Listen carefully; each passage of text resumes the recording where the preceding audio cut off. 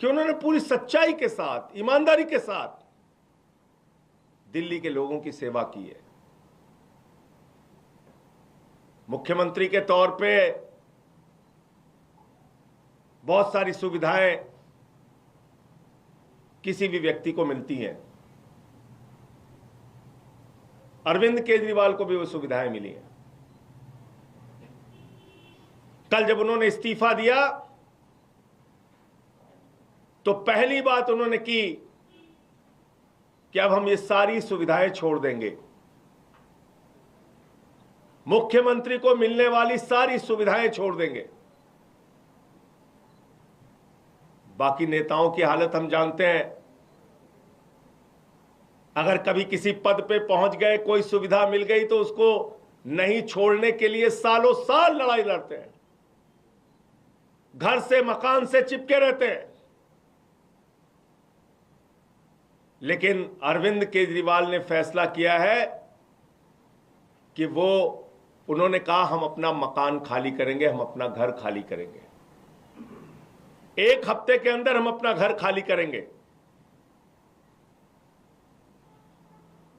उनकी सुरक्षा को लेकर भी सवाल है। एक नहीं, कई बार उनके ऊपर हमले हुए।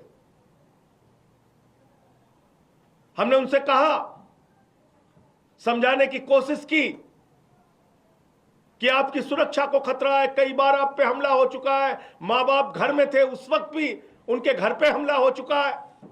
भारतीय जनता पार्टी के लोगों ने हमला किया है।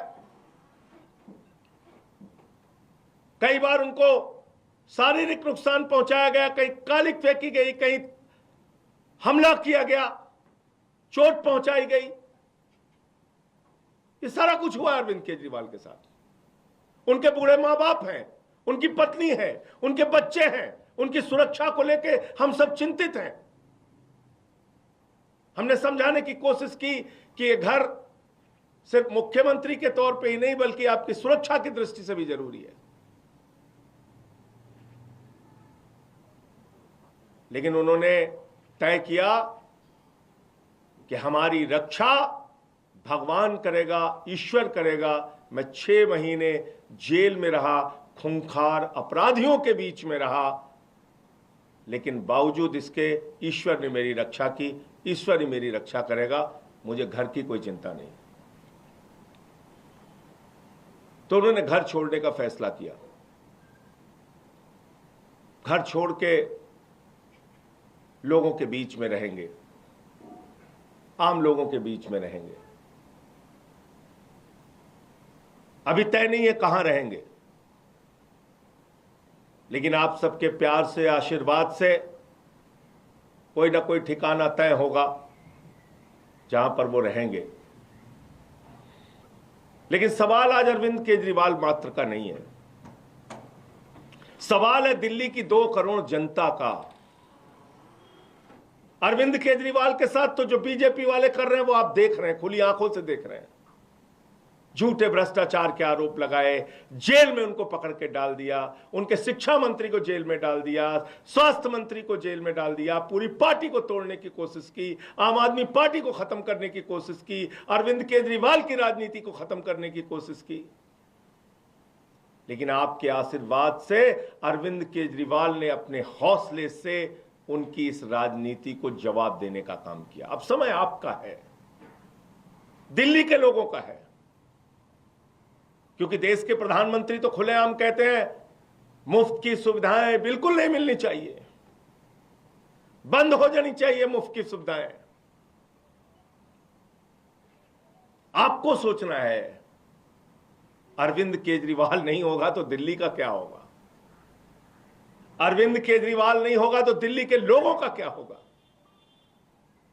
जो बच्चों को मुफ्त शिक्षा मिलती है वो शिक्षा बंद हो जाएगी।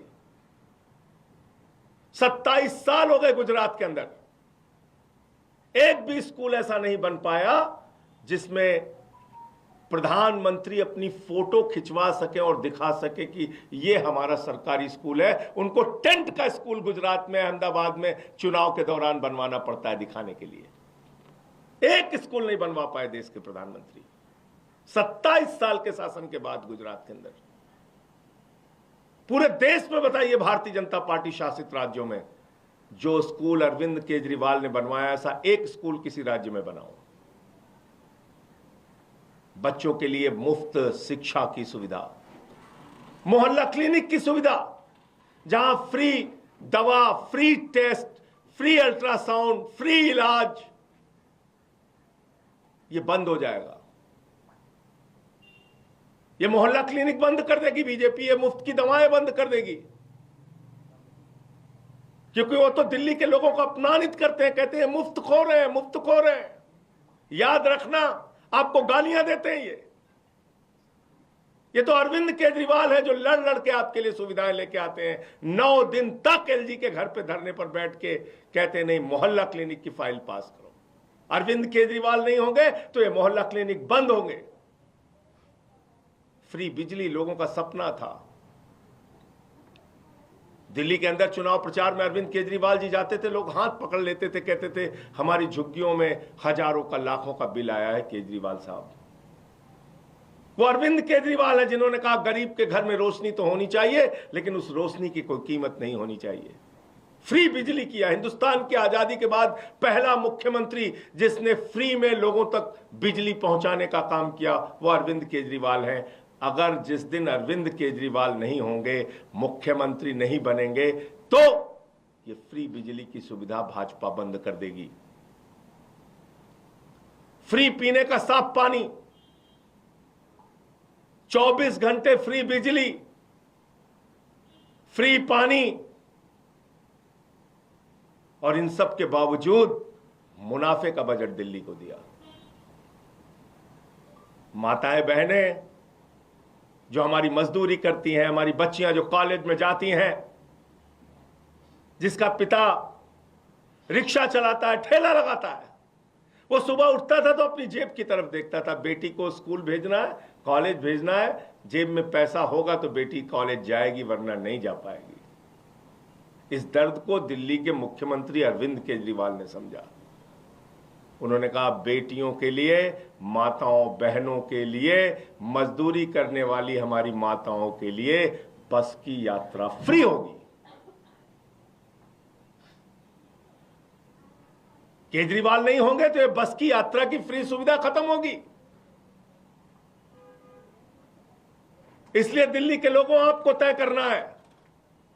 ये सारे काम, फ्री बिजली, फ्री पानी, फ्री शिक्षा, फ्री इलाज, मोहल्ला क्लिनिक, माताओं बहनों के लिए बस की फ्री यात्रा, और बुजुर्गों के लिए श्रवण कुमार बनके उनकी तीर्थ यात्रा कराने का जो संकल्प और काम पूरा किया है अरविंद केजरीवाल ने, भारतीय जनता पार्टी ये सारी की सारी सुविधाएं बंद करेगी, समाप्त करेगी, क्योंकि देश का प्रधानमंत्री और बीजेपी का सबसे बड़ा नेता नरेंद्र मोदी जी वो कहते हैं घूम घूम कर कि मुफ्त की सुविधा समाप्त होनी चाहिए, खत्म होनी चाहिए, मुफ्त की सुविधा तो मिलनी ही नहीं चाहिए। ये तो केजरीवाल है जिन्होंने कमाल करके दिखाया। सारी सुविधाएं देने के बावजूद मुनाफे का बजट दिया दिल्ली में। केजरीवाल ने एक नहीं अनेक बार कहा है कि दिल्ली के अंदर अब तक जो सरकारें थीं उन्होंने आपको धोखा देने का काम किया। खजाने में पैसे की कमी नहीं है, सरकारों की नीयत में कमी थी। और उन्होंने साफ नीयत से, ईमानदारी से दिल्ली के लोगों की सेवा की। तो अब दिल्ली के लोगों को तय करना है, दिल्ली के लोगों को अब संकल्प लेना है, दिल्ली के लोगों को अब जवाब देना है। जनता की अदालत में अरविंद केजरीवाल जी जाएंगे और मुझे पूरा यकीन और भरोसा है कि जनता की अदालत से अपनी ईमानदारी का प्रचंड बहुमत का प्रमाण पत्र लेके आएंगे। हिंदुस्तान के इतिहास में पहला नेता है, पहले नेता है अरविंद केजरीवाल जो सीना ठोक के कह रहे हैं ईमानदार हूं तो वोट देना, ईमानदार नहीं हूं तो वोट मत देना। अपनी ईमानदारी के नाम पर वोट मांग रहे हैं, अपनी सच्चाई के नाम पर वोट मांग रहे हैं, अपने काम के नाम पर वोट मांग रहे हैं। एक नेता पूरे हिंदुस्तान की राजनीति में, पूरे इतिहास में बता दो आप। तो इसलिए अब वक्त है दिल्ली के 2 करोड़ लोगों का उनको जवाब देने का। इस समय 2 करोड़ लोगों के ऊपर जिम्मेदारी है कि वो भारतीय जनता पार्टी के साजिशों का, कुचक्रों का जवाब अपने वोट की ताकत से दे। बहुत बहुत धन्यवाद। मैं इतनी बात कहना चाहता था और आगे और कोई सूचना होगी तो मैं आपके साथ उसको शेयर सर, एक राष्ट्रीय पार्टी के अध्यक्ष होने के नाते अरविंद केजरीवाल घर के लिए एंटाइटल्ड हैं, क्या उन्होंने कोई घर की डिमांड की है? देखिए, अभी जो जानकारी मेरे पास है मैंने आपको बता दी। निश्चित रूप से एक राष्ट्रीय पार्टी के राष्ट्रीय अध्यक्ष होने के नाते कई और नेताओं को घर मिले हैं, लेकिन अभी वो सवाल नहीं। अभी तो जो मेरे पास जो जानकारी थी अभी मैंने उसको बताया। सर, क्या क्या सुविधाएं एक मुख्यमंत्री को मिलती हैं जो वो त्याग रहे हैं, थोड़ा बता दें जनता के नॉलेज के लिए। अरे भाई, जो भी सुविधाएं मिलती हैं, घर गाड़ी सब त्याग देंगे। एक एक चीज आपको पता चलेगा। धन्यवाद।